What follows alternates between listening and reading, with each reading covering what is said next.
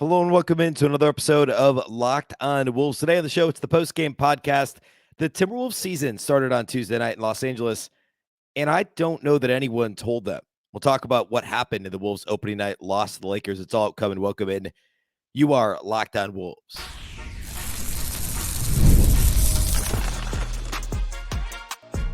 You are Locked On Timberwolves, your daily Minnesota Timberwolves podcast. Part of the Locked On Podcast Network, your team every day. Hello and welcome into another episode of Locked On Wolves. My name is Ben Beecken. I am the host of Locked On Wolves. Today's episode is brought to us by Game Time. Download the Game Time app, create an account, and use the code LOCKEDONNBA for $20 off your first purchase. Happy Wednesday, everybody. Happy hump day. And unfortunately, not that happy of a Wednesday. The Wolves fell in their season opener against the Lakers on Tuesday night. A pretty disappointing performance as far as opening nights go. The Wolves completely looked I don't know, a little bit disinterested for the first quarter and a half, maybe almost the first full half of this game, the first half of the game in its entirety. Not what I expected to see at crypto.com arena on Tuesday night. So we'll break down what happened. We'll break down some of the positives, but like, what are on the scale of like not concerned to super concerned, where should we be after one night? We'll talk about that on the show today. We'll do individual studs and duds. We'll break the whole thing down, key takeaways. This is, after all, the first post-game podcast of the regular season, so lots to get to today. A big thank you off the top for making Locked On Wolves your first listen every single day. Of course, this show is free and available everywhere, including YouTube, as well as all of your favorite audio platforms. You can also watch on the Locked On Sports Minnesota app on both Roku and Amazon Fire TV. All right. First off, actually, the very first thing, apologize for my voice. Fall youth baseball game. I guess yelling a little bit too much before the first post-game pod of the season. So apologies for that. Hopefully we'll be in better shape tomorrow. But anyway, so the Wolves came into this game. Like, I mean, I predicted on the crossover episode with Locked On Lakers on Tuesday. I actually did pick the Lakers to win this game. I thought we might get a little bit of it's not like a true, it's not a finals hangover. It's not a Super Bowl hangover. It's a conference finals hangover. But that's kind of what this felt like for the Wolves. And it's classic, like, hey, we didn't really play together much in the preseason. Randle only played in one game. Nobody played in the last preseason game, basically, as far as the starters go. And they just didn't look ready. And I don't mean to like suggest they were unprepared and like blame the coaches or anything like that. It's one game. Let's not be over dramatic about it. But clearly, the Lakers came ready to play hard for their new coach and to, really wreak havoc. And the Wolves didn't. They got down pretty quickly and actually had a brief surge at the end of the first quarter to take a 1-point lead. But the second quarter is where the Lakers really ran all over the Wolves. And it was a cascade of issues that led to the Wolves being down 13 at halftime. They ate into it a little bit, had some good fortune at the end of the third quarter, got to with eight points, as close as 4 points early in the fourth. And then the Lakers stretched it out to 3 possessions and really kind of kept the Wolves at arm's length the rest of the way. I said this on X, on my post on Twitter following the game.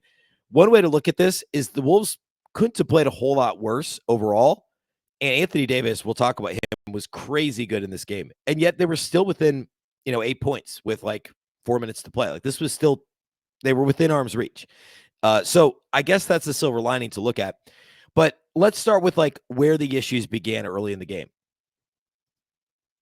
The biggest problem, and I've already alluded to this, it was simply lack of effort. And it came through in basically every facet of the game. The number one problem was rebounding, defensive rebounding, tracking down 50-50 balls. And for the game, the Wolves actually ended up a +1 on the glass. Don't let that fool you. If you watch the first half of this game, they were at one point being tripled up on the offensive glass. It was an absolute massacre on the glass and in the paint early in this game. And even for the game as a whole, the Lakers still had 3 more offensive rebounds than Minnesota, but the Wolves had some late in like pseudo garbage time. Randle had a tip in over Davis. There was a couple others where like it was an 8, 9, 10-point game with a couple of minutes to play. This thing, like at one point, I think it was like 14-5 or something on the offensive glass in favor of the Lakers. And that was what initially led to things getting away from the Wolves. And, what is defensive rebounding? More than any, yes, there's positioning. Yes, there's technique to boxing out. But the number one thing with any kind of rebounding, it's effort. And 50-50 balls and loose balls in general it's effort. Minnesota tried some stuff. They tried playing a zone for a little while early in the game. That didn't work. That also contributed to the issues. And credit the Lakers for the activity that they had on the glass. But that was a major problem for Minnesota, rebounding early. And this is like maybe something we'll cover on tomorrow's show. I don't want to get too deep into it today, but the Carl, like Naz Reid playing the 5 is always concerning from a rebounding perspective. And there's a lot of things that can be good about that. And certainly having Naz at the 5 offensively is great. Dynamic player, yes. But he's never been a very good rebounder for a center. Even for a power forward, he's a slightly below average rebounder overall. And then you add him and Randle. Like, I know pound for pound, Randle's a good rebounder, but Naz and Randle together in the front court as just good rebounders, that's not enough against a team that, when Jackson Hayes is out there and, LeBron's out there and there's a level of activity for the Lakers. It just didn't work for Minnesota. So bigger picture, that is something to keep an eye on. Again, the box score is going to show the Wolves won the total rebound battle by 1, but that does not tell the story of what happened in this game. The Lakers took the Wolves to the woodshed early and built a double-digit lead primarily because of an overall lack of activity and frankly, effort from the Wolves, and it started with rebounding. The other thing was transition defense. And actually, related topic I might as well cover with it is how sloppy the offense was, which led to turnovers, and then the poor transition defense allowing 2 points off of turnovers for the Lakers. Los Angeles in this game had 19 points off of 16 Minnesota turnovers. The Wolves had 6 points off of 7 Laker turnovers. The Wolves had 9 more turnovers, and the Lakers actually also scored more points per turnover opportunity, right? So LA had a 13-point advantage. 13-point advantage in points off turnovers, and the Wolves turned it over 9 more times than LA. So sloppy offense, which we'll get into in a moment, led to turnovers. And then the Wolves compounded the issue by playing transition defense like it was 2021, like it was, the Wolves of 2 years ago, actually 2020, 21, 22, the Wolves of 2-3 years ago. That's what it looked like. The transition defense was basically non-existent for Minnesota, and that just compounded the problem with the sloppy offense. Transition defense, again, lack of effort. They just weren't getting back. And then on top of it, not communicating. There were so many examples. And actually, I would some of the offensive rebound cases were this too, like where the Wolves actually would scramble, get a good contest at X out to the corner, but somebody would be off in the rotation. And, there was one possession in particular where 3 guys put a body on someone, but they had 2 guys in the strong side corner, what had been the strong side corner where the shot came from, that were trying to contest the shot and X out to the guy in the wing. And nobody picks up the guy in the opposite slot, on the opposite wing, and he comes in for the offensive rebound. That happened. There was one specific possession, but it happened multiple times where basically that happened, where there just wasn't communication on who's putting a body on who's boxing who out, whose assignment is this. And the Lakers, to their credit, were swarming to the ball. And I would also, another thing that you could say about almost any facet of this game, just bad technique, bad defensive communication, bad boxing out or no boxing out. And like I said a minute ago, lazy defense led to lazy offense. Or actually, no, other way around. Lazy offense led to lazy defense for Minnesota. Lazy offense, lack of ball movement led to the Lakers being able to jump passing lanes and deflect balls, and the Wolves just turning the ball over. The Lakers getting easy buckets the other way in transition. And that's how this thing became at one point a 19-point lead for the Lakers. And it sat in that 13 to 16 17, 18-point range for quite a long time. And the Wolves never led by more than a bucket in this game. And it was first quarter. So all those problems together compounded to make this thing that much worse. I want to focus on the offense a little bit next, and then a couple other overall takeaways, random notes before I get into some of the individual studs and duds. We'll do all that here next.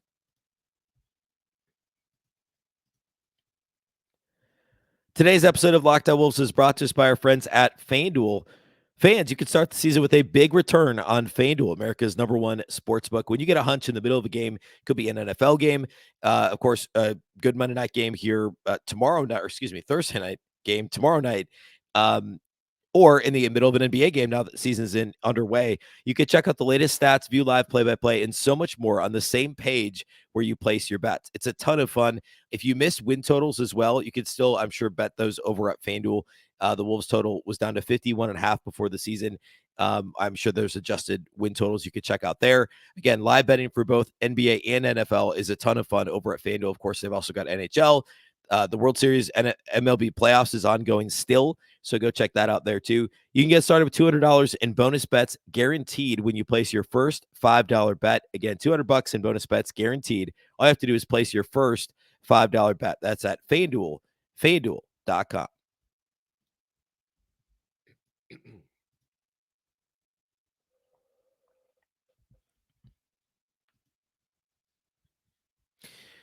All right, a big thank you once again for making Locked On Wolves your first listen every day. A reminder that your favorite podcast, Locked On Wolves, now has a newsletter introducing the Locked On Wolves daily newsletter. It's a one-stop shop for ultimate team and league coverage delivered right to your inbox. Sign up for free right now at LockedOnDaily.com. That's LockedOnDaily.com. Start your day with the all-new free Locked On Wolves newsletter. All right, so we talked about the lack of activity, the lack of effort. Again, like putting it very candidly, lack of effort, lazy offense leading to some lazy transition defense. I mentioned the confusion, lack of communication, who's got who, what are we doing here on the glass. The Lakers mixed in a zone at one point that really threw off the Wolves, and that contributed to some of the rebounding issues. When the Wolves tried a zone, conversely, early in the game, it did not work. The Lakers picked it apart, and it was like a 4-possession experiment. I believe the Lakers scored on every possession and had multiple offensive rebounds during that span, and Finch never went back to it, which made sense. A couple of additional notes.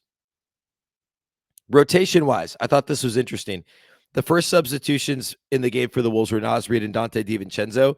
So the backcourt was DiVincenzo and Ant. No Nickeil Alexander-Walker in the first pattern of subs. Now, he got in before the end of the first quarter, but if he was going to effectively be the backup point guard, we saw a lot of DiVincenzo as backup point guard in this game, and I thought overall it was okay, but I thought that was notable. And then by the end of the first quarter, we did see Nickeil Alexander-Walker in the game. It basically was an 8-man rotation, except for the Joe Ingles cameo at the end of the second quarter when the Wolves had gotten down by 19, and they just said, all right, let's put Ingles out there. And he played pretty well. He almost airballed. He just grazed iron on his only shot attempt. It was from 3.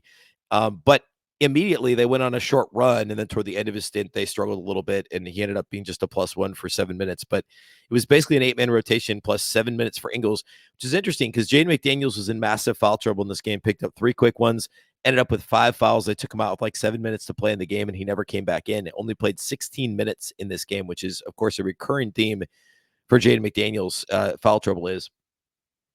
But anyway, rotation-wise, that's something to keep an eye on. And Mike Conley only played 20 minutes. He did not play well. So we saw a lot of, and we'll talk about him more in studs and duds. We saw a lot of DiVincenzo, Alexander-Walker, and Ant, like 2 of those 3 on the floor together in the backcourt for long stretches in this game. But the rotation, like no Rob Dillingham, which based on what we saw in the preseason, not a surprise, but no Rob Dillingham, no TJ Shannon, no Josh Minott, which was a little surprising given the activity level being a problem. Like to me, I get it. Like if Minott's not going to be part of the regular rotation, it is opening night. You're trying to get the win, whatever. But if the problem is effort level and the problem is rebounding, which it was both of those things, there's 2 guys on the bench that don't have a problem with that. And that's Josh Minott and Luka Garza. Now, I'm not saying they're going to he's not Popovich, right? Like Chris Finch isn't Popovich, far from it. He's not going to pull Rudy Gobert in favor of Luka Garza. He's not going to do that. But Josh Minott, I think there's a legitimate case for him seeing rotation minutes, especially with the McDaniels foul trouble. Like just throw him out there. What's the worst that's going to happen? They already weren't playing hard. What's Minott going to do? Miss a shot? Turn the ball over? Fine. At least he was going to play hard. He was going to get rebounds. He was going to get weak side blocks. He was going to, move the ball offensively. Like with the way Minott played in the preseason, this would have been a game that I actually think, like maybe the first time he gets his minutes, it's one of those Popovich-like situations where you call timeout, you just pull a guy and say, hey, I'm going to put somebody that's going to play hard. It's not an every night thing, and maybe Finch didn't want to play that card on opening night. I'm sure it was that. But like if they come out flat against Sacramento, like say they're down a couple buckets at the end of the first quarter on Thursday night, put Josh Minott in the game. See what happens. Send a message to these guys. And in a very that's not the Chris Finch way, like the send a message. Like he's not a college football coach. So I don't mean to insinuate that he would be. But that's an NBA coach way of doing it, is saying, look, if we're not going to do the other stuff, the ancillary stuff, not even ancillary, the bare minimum, right? Like the effort, diving on the, getting 50-50 balls, etc. I'll put a guy in who will.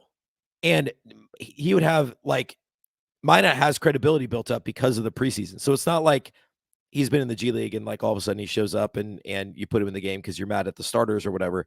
He's played well enough in the preseason and apparently in training camp. Like, why not give the guy a shot? So we could see that Thursday in Sacramento. I'm just speculating if they come out flat or something goes completely awry on Thursday night, that would be a real possibility. We have to talk about how good Anthony Davis was in this game. I normally don't spend much time talking about the opposing team, like individual players in post-game pods. If you're new to the show, I also don't normally have a voice that sounds like this. So just, again, want to put that reminder out there. But Anthony Davis was phenomenal in this game. He was the best player on the floor by a wide margin. It was not close. I mean, he had 36 points, twice as many as anybody else on the Lakers. Hachimura had 18 points. LeBron had 16. Ant had 27. I'll talk about him in a minute for the Wolves. And Gobert had 13. Randle had 16. But like Davis had 36 on 11 at 23. He had some tough shots in this game. He was 13 of 15 at the free throw line. And I did not feel like I feel like those free throws were deserved. I mean, he was playing hard. He was getting fouled. Like for the most part, I actually thought the officiating was pretty good. He was nuts in this game. Anthony Davis was 16 rebounds, 4 assists, 3 blocks for Davis, only 1 turnover. I mean, this was, by the way, the most ridiculous thing that happened was the Lakers fans chanting MVP. Not all of them. It wasn't like a full-throated, full arena MVP chant, but like free throw line in the fourth quarter, we'll call it 20% of the fans chanting MVP, loud enough that the commentators had to mention it on air. Ian Eagle and Candace Parker and Stan Van Gundy. But he was really good, like physical everywhere. Tip-ins. He knocked down a 3 in this game, had a couple of dunks, blocked at least one of his 3 blocks. I think maybe 2 of them were against Rudy. One of the better Anthony Davis games I've seen. And I know he's fully capable of this. How often will he do it this year? And, he stayed relatively healthy last year. How will that be the case again this year? But he was really dominant in this game. And we'll talk more about Julius Randle here in a moment. Actually, let's talk about Julius Randle now, as long as we're talking about AD. Julius Randle only had 16 points in this game on just 10 shots, 5 of 10 shooting. 9 rebounds, 4 assists, 2 turnovers for Randle. Early in the game, he looked a little bit tentative. Passed on some open 3-point opportunities, pump faked out of an open one to try and get past LeBron into the rim and ended up, I think he turned the ball over. Eventually, his first shot actually was a 3-pointer, and then the Lakers were kind of daring him to shoot him, and he ended up 1 of 3 outside the arc. Had an offensive foul at one point, which I thought was kind of borderline. It was a LeBron taking a charge. It was clunky, and that's to be expected. The ball movement was subpar for Minnesota, and that led to, I think, certainly the ball being sticky, of course, no turnovers, which then led to, with no ball movement, of course, the ball was sticky, but then that led to turnovers because the ball would stop in one spot and there wouldn't be additional movement. They didn't get into enough actions total in this game. There was some confusion. There was even like an out of a timeout. There was some confusion on the play call at one point, and that lent itself to some of these turnover issues. And it wasn't Randle's fault. It was actually just as much or more an Ant as anybody else, but there just wasn't any flow to the offense. And there were a couple nice moments with Randle, but for the most part, he just looked like he was a square peg in a round hole. And it's game 1 of 82. The second time he's ever put on a Wolves jersey in a game. He only played in 1 preseason game. So we're far from fire alarm territory. Like it's not even, it's barely registering as a concern at this point. But at the same time, some of the same things we've talked about in the show as like my initial concerns with this trade, I think it's fair to point out that some of them were realized in this game. The spacing wasn't as good. There was a bit of a my turn, your turn. I don't know that there was a pecking order issue because like Edwards shot the ball 25 times. The next 2 guys combined, Randle had 10 shots and DiVincenzo attempted 11, only attempted 21 combined. Ant shot 25. So will there be even too much of an imbalance with no Karl-Anthony Towns? It's too early to tell, right? It's the smallest of sample sizes. But some of the things that I was a little concerned about clearly came through in just game 1. So I think it's fair to point that out. It'll be very interesting to see that there just seems to be a little bit more structure. And I know Chris Fitch has never been about structure in the offense. And after multiple years of mediocre to poor offensive performances from his teams, there needs to be a little more structure. And especially when you don't have the luxury of having a true three-level scorer of Karl-Anthony Towns, you have Randle, who's just not as efficient, and he's more effective operating in the middle of the floor. And like, there is going to have to be a little bit more intentionality behind how the Wolves approach the offense. That to me is one of the themes early in the season is will there be more intentionality behind how the Timberwolves approach offense this year? Okay, let's go ahead and get into individual players, individual studs and duds. We'll talk a bit more about the offense on tomorrow's show and break it down a bit more as we head into Wolves Kings on Thursday night. But next, we'll do individual studs and duds.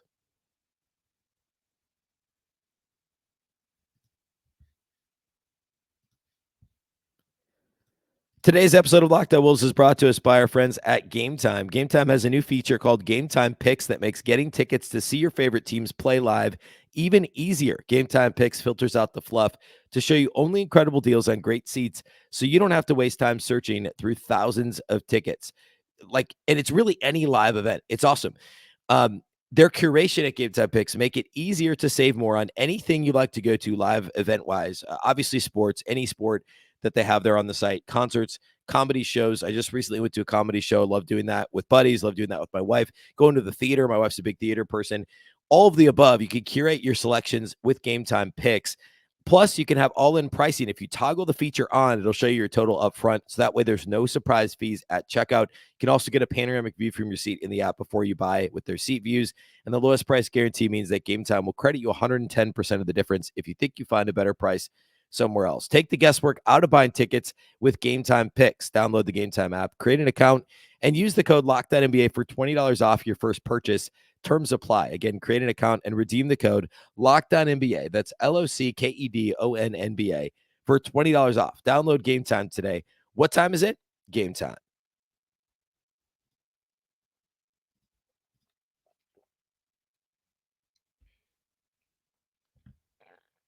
All right, let's talk individual studs and duds here from Wolves Lakers. Studs for Minnesota, because there really isn't one. If I be completely honest, I actually think Nickeil Alexander-Walker was probably the best player on the floor for Minnesota. He did miss a three when it was like a 6-7 point game, maybe early fourth quarter. That would have just been a huge shot. But he was 3 of 4 outside the arc. He made his other 3-point attempts. 14 points on 7 shots for Nickeil. 5 of 7 shooting, 3 of 4 outside the arc, 5 boards and a block. And really good for Alexander Walker. He was great early in the playoffs last year. We talked about this in his season preview a week and a half ago. But shot the ball really poorly as the playoffs wore on and was right around 30% from outside the arc when it was all said and done in the playoffs. And also didn't shoot the ball well in the preseason this year. So it went from Nickeil breaking out against Phoenix in the playoffs to shutting down Jamal Murray and having that clip of him just picking up Murray at half court and just dominating him defensively at one point in that Denver series to just a backslide the rest of the playoffs. And then with a lackluster preseason, this had to have felt good for Nickeil Alexander-Walker. So 28 minutes off the bench for him, more than Nas, less than DiVincenzo. DiVincenzo played 32 minutes off the bench, but a good performance overall for Nickeil and really positive to see. By the way, he played super aggressive defense, 28 minutes, was in guys' jerseys the whole time, 0 personal fouls for Nickeil Alexander-Walker. And sometimes that's an indicator of somebody not trying on defense. Not the case with Nickeil. Na was all over the place. Contrast that to Jaden McDaniels, 16 minutes, 5 personal fouls. More on Jaden here in a second. Because I got to do more studs, I'm going to give one to Anthony Edwards. It was actually overall a decent Anthony Edwards performance. Not his best, not his worst. Very much somewhere in between. 27 points on 25 shots. 10 of 25 overall shooting, 5 of 13 outside the arc. So he was 5 of 12 on twos and 5 of 13 on threes, 2 of 3 at the free throw line. The 6 rebounds were good. He did a lot of that early in the game. I thought he was fairly active on the boards.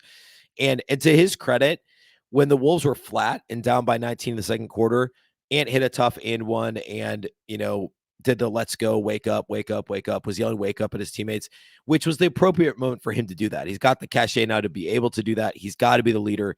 And I thought it was appropriate, and I thought it kind of sort of worked.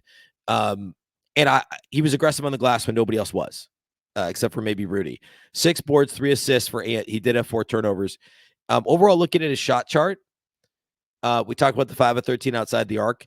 He only attempted 4 non-paint twos, which I say only, that's maybe 2 more than I would like him to take. But if you look at that, like 10 foot out to the arc range, he was 2 of 6 from that range. Actually, 3 of 7. It looks like he took one. Oh yeah, he had that fadeaway that was just inside the arc. 3 of 7 in that range. Too many shots from there. He was like, what, 3 of 5 at the rim, or within 3 or 4 feet. The shot chart's okay. A couple more of those need to be closer to the rim. He's got to put more pressure on the defense and more pressure on the officials to let him get to get him to the free throw line. So generally a decent game for Ant. He didn't get a whole lot of help, and I thought he played well overall. That's it. I'm not doing any more than 2 studs. I just can't in this game.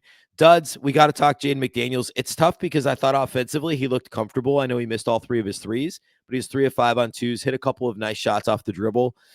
Looked like he was looking for his shot, which was good to see. But he had 6 points and 5 fouls in 16 minutes. And the 6 points came on 8 shots because he missed all 3 of his threes. The bigger issue is the foul trouble. It really limited what the Wolves are able to do. So he's definitely a dud in this game. Now I'm going to give one to Nas. I know he ended up with 12 points. This, to me, was one of the worst games I've seen Nas play in a long time. And late, he kind of buoyed those numbers a bit late in this game. But first half, Nas, man, he was a major problem when it came to rebounding, like a major culprit. The only guys with less rebounds than Nas in this game, Joe Ingles, who played 7 minutes. DiVincenzo, who's a guard, did play a lot of minutes, but a guard. Jaden McDaniels, who only played 16 minutes. Nas only had 4 rebounds in 26 minutes, and he was out there for a chunk of time with Julius Randle, effectively playing center and missing assignments on the glass. Like, it just wasn't a good Nas performance. I love Nas. I hope he bounces back Thursday, but he was a major, I'll call him a culprit when it came to the Wolves kind of falling in that hole in the second quarter. Overall, like, the plus minus stuff is very distracting and misleading when it comes to individual games. Conley was actually a minus 22. He's my 3rd dud. And normally I very rarely would go 2 studs and 3 duds. The Wolves deserve 3 duds in this game. And it's not because Conley was a minus 22, but in this case, I think it's indicative of how poorly he played. 20 minutes, Mike Conley had 5 points, had 7 shots, missed all 5 of his 3-point attempts, turned it over 3 times, and only had 2 assists. You'd be hard-pressed to find a worse Mike Conley game. We could go back through this game log last year, and I bet there's less than 3 games like this, where he had more shots than points, no 3-pointers made. Remember, he was like 43% from 3, third or fourth in the league in percentage last year, and more turnovers than assists. Really a poor Mike Conley performance. All right, so studs went with Ant and Nikhil. Duds went with Conley, Nas Reed, and Jaden McDaniels in this game. We talked about Julius Randle already. Gobert had a pretty typical Gobert game. Like, Anthony Davis obviously outplayed him. I thought Rudy was pretty decent in this game. A little out of position a couple of times defensively, but he's not the only one. Talked about Ingles. DiVincenzo, not a great game as by DiVincenzo standards. 10 points on 11 shots, 2 of 8 outside the arc, 3 assists, 1 turnover, 2 steals. He was fine. He's going to shoot the ball better than that. He's obviously better than a 25% 3-point shooter. So not ultra concerned there either. But the Wolves will have to play better than this Thursday. I think Sacramento is going to be a better team than the Lakers this year. They'll both kind of be in that play-in mix. But Sacramento is always a tough matchup for Minnesota. They play so fast. The Wolves struggled in transition against the Lakers. Sacramento is a tough place to play. I have a feeling they'll be all right, and I'll give kind of something of a prediction on Thursday's show. I said this actually a few weeks ago. I did the show with Locked On Kings with Matt George, and I said, I think on the show, hey, I kind of think they might lose to LA and then have a revenge game of sorts on Thursday, after they lose on national TV Tuesday night. Or I actually kind of thought it would go one of 2 ways, right? They'd either win on national TV Tuesday and fall flat against Sacramento Thursday, or would flip and they would have a bad opening night game. The Lakers would be amped up for JJ Redick and the Bronny thing, Bronny and LeBron playing together. And then the Wolves would lose Tuesday, but come back and play well Thursday. So we'll see. We'll talk more about that matchup, of course, on Thursday. We'll break down a little bit more some of the offensive stuff that I referenced earlier in the show on Thursday's show. All right. A reminder, we're daily Monday through Friday. So we'll, of course, be back Thursday, tomorrow, previewing Wolves Kings, doing all the things I just said. We'll be back Friday with the post-game pod following the late game against the Kings on Thursday night. A reminder that, again, there is now a newsletter for Locked On Wolves, introducing the Locked On Wolves daily newsletter. It's one stop for ultimate team and league coverage delivered right to your inbox. There's some national articles in there as well as all of my content. Sign up for free right now at lockedondaily.com. That's lockedondaily.com. Start your day with the all-new free Locked On Wolves newsletter. All right, a reminder, this show is free and available everywhere you get podcasts. You can also watch on YouTube and also on the Locked On Sports Minnesota app on Roku and Amazon Fire TV. You can also follow an X at Locked On T-Wolves and also at Beecken with 2 B's, 2 E's, C-K-E-N. Of course, the Locked On Wolves podcast is part of the Locked On Podcast Network. Remember, the Locked On Network is your local experts on all the biggest stories. Once again, I'm Ben Beecken. This is the Locked On Wolves podcast, and we'll catch you next time.